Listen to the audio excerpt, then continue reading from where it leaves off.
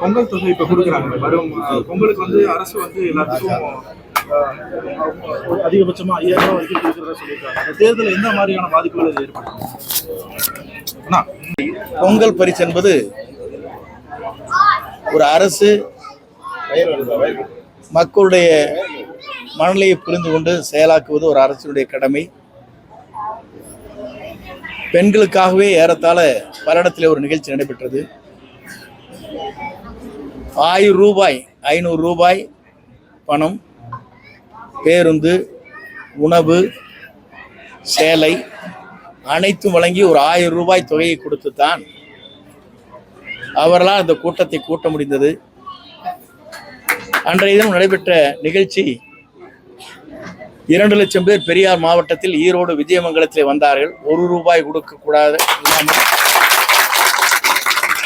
பணம் இல்லாமல் வருகிற கூட்டம் இங்கே, பணம் கொடுத்தால் வருகின்ற கூட்டம் அங்கே.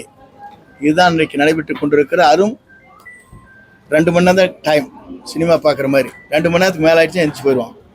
இதுதான் நிலை. ஆனால் இங்கே ஆர்ப்பரித்து வருகிற கூட்டம் பணத்தை பற்றி கவலைப்படவில்லை.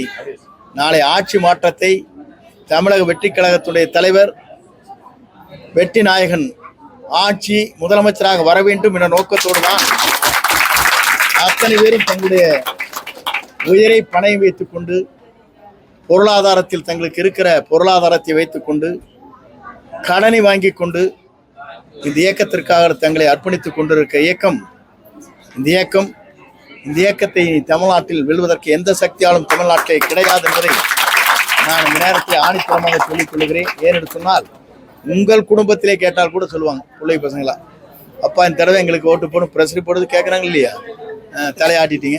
ஆகவே வெற்றி நமது தான். அது சொல்லுங்க, ஆளும் கட்சியை பற்றி நான் சொல்லவே இல்லை.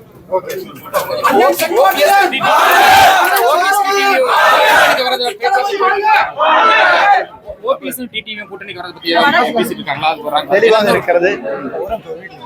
எவ்வளவுதான் எடப்பாடியார் அழைத்தாலும் அழைக்க வாய்ப்பில்லை. மணலை வேறு, இன்று நிலை வேறு. அதை மற்றவர்கள் புரிந்து கொண்டால் சரி. முன்னாள் அமைச்சர் எத்தனை பேர் வருவாங்க? பணிகள் எப்படி போயிட்டு இருக்கு?